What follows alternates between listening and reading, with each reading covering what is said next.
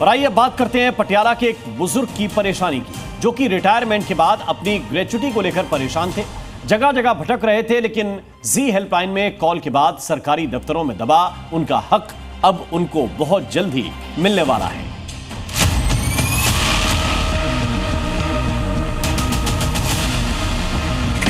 पटियाला के रहने वाले एक सीनियर सिटीजन अमरजीत सिंह सियाल, जो रिटायरमेंट के बाद अपनी जिंदगी सुकून से बिताना चाहते थे, लेकिन इस रिटायरमेंट के बाद वो चैन से नहीं रह पा रहे।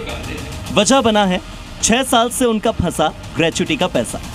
पटियाला के गुरु नानक नगर इलाके में रहने वाले अमरजीत सिंह सियाल नगर निगम के वित्त विभाग में डिप्टी कंट्रोलर और लेखक के पद पर कार्यरत थे।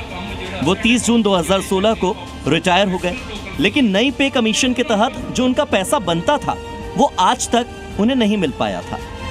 ये जो ग्रेच्युटी एक्ट की पेमेंट है, ये 19/8/16 को माननीय सुप्रीम कोर्ट के किसी फैसले में यह तय किया गया कि 19/8/16 के बाद में जो कर्मचारी रिटायर होंगे उनको ग्रेच्युटी एक्ट 1972 के तहत पेमेंट की जाए।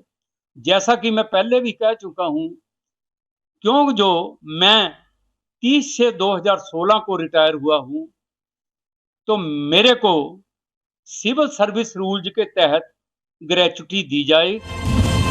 अमरजीत ने अपनी परेशानी कई बड़े अधिकारियों को बताई, लेकिन उनकी किसी ने नहीं सुनी। 3 साल 8 महीने हो चुके हैं, पर नगर निगम ने इस संबंध में कोई कार्रवाई नहीं की, क्योंकि ये तथ्य बताते हैं, जैसा कि मैंने 27/1/2025 को इनको ये पत्र लिखा था, उसके रिस्पांस में इनकी तरफ से कोई भी मुझे पत्र प्राप्त नहीं हुआ।